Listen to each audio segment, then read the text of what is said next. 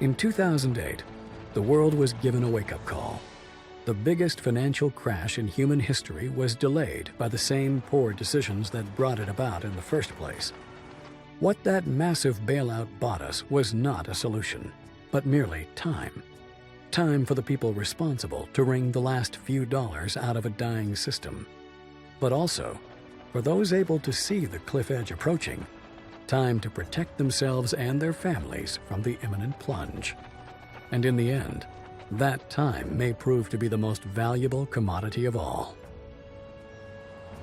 There are these brief moments in history where the safe haven asset for the last 5,000 years simultaneously becomes the asset class that has the greatest single potential gains in purchasing power. We're in one of these cycles right now where money is the best investment. Get out of currency, buy money, and you're probably going to be able to buy a whole lot more stuff later. But the best thing that people can do of all is really to take on their own responsibility for getting financially educated. This is the most important thing. Don't let the banks and the brokerage houses and other people guide all of your decisions. Find out what's going on for yourself. Empower yourself.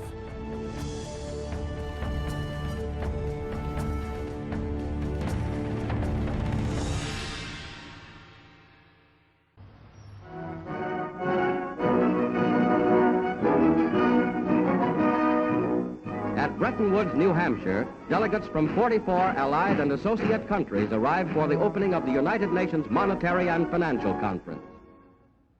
Our story begins in 1944. With World War II coming to an end, the Allied nations met at Bretton Woods, New Hampshire to create a new financial system which would stabilize the world once the war ended.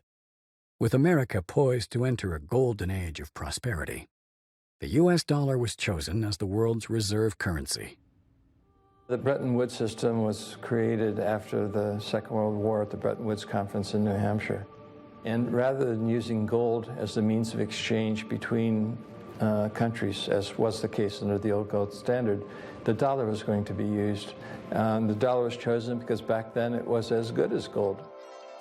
Under this new system, countries agreed to fix their currencies to the U.S. dollar, and the U.S. dollar would be tied to gold at a price of $35 per ounce.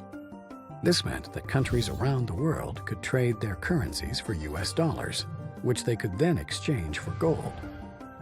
This created a system where all currencies were essentially backed by gold.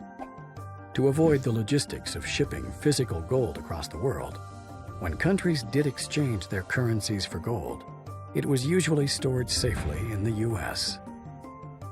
Under the Bretton Woods system, you could exchange your currency or your dollars for gold. Now, it only applied to foreign countries and central banks.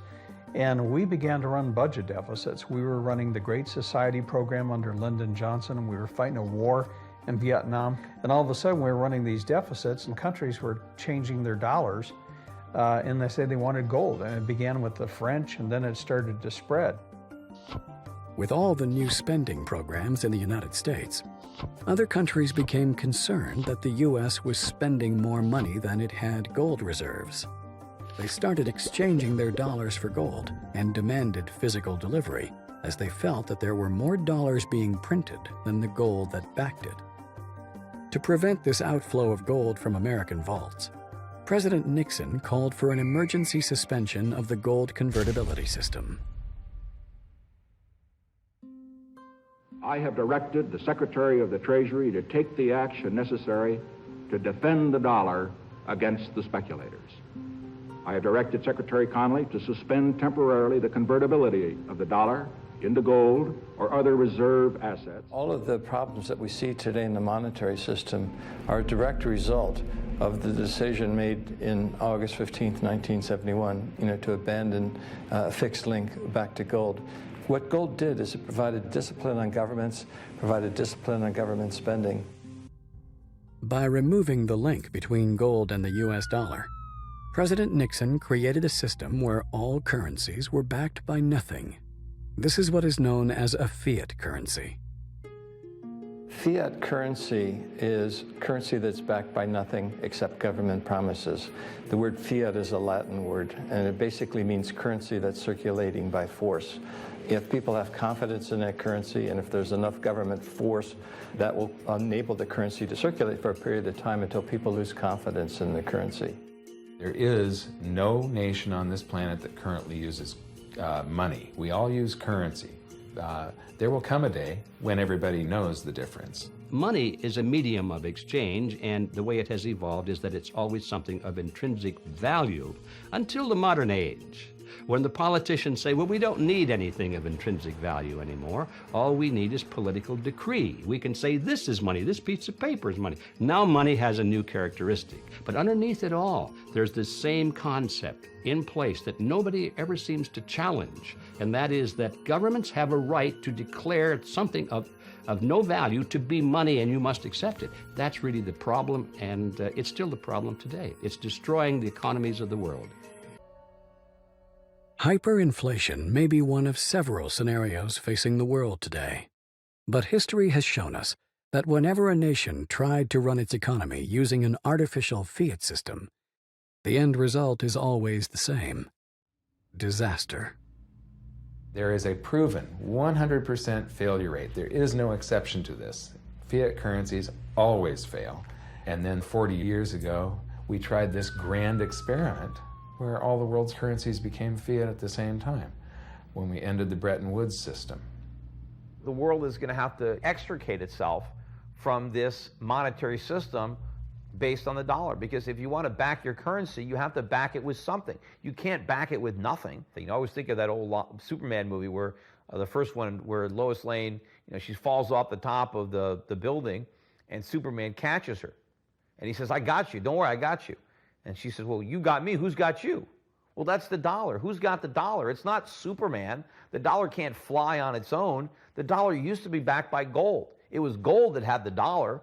It's like everybody has tethered their ships to the Titanic of currencies. And so we're all going to go down. The government wants to sell you paper, so I would say it's the government and Wall Street. Gold in the hands of people is the way you control government. Governments cannot create money out of thin air. If it's gold, they can only create paper out of thin air. And if they can create paper out of thin air, they can use that paper to wage wars, or they can use that paper as a political contrivance to enrich their friends. And as a consequence, governments have been fighting gold all century long. It's not that the price of gold is going up. It's that the value of the dollar is going down. The price remains constant in terms of human effort and purchasing power. An ounce of gold today will buy the same thing it bought 2,000 years ago. An ounce of gold today takes so much human effort to get out and refine the same human effort that it took to do certain things 2,000 years ago. It's the human effort equation that maintains stability. How much effort does it take? Gold is financial insurance. And the thing about it is you own it because you want to be protected. And, you just have to have it if you want to have or sleep at night, because there's nothing else. If some catastrophic event happens, and we've seen them, how are you going to be protected?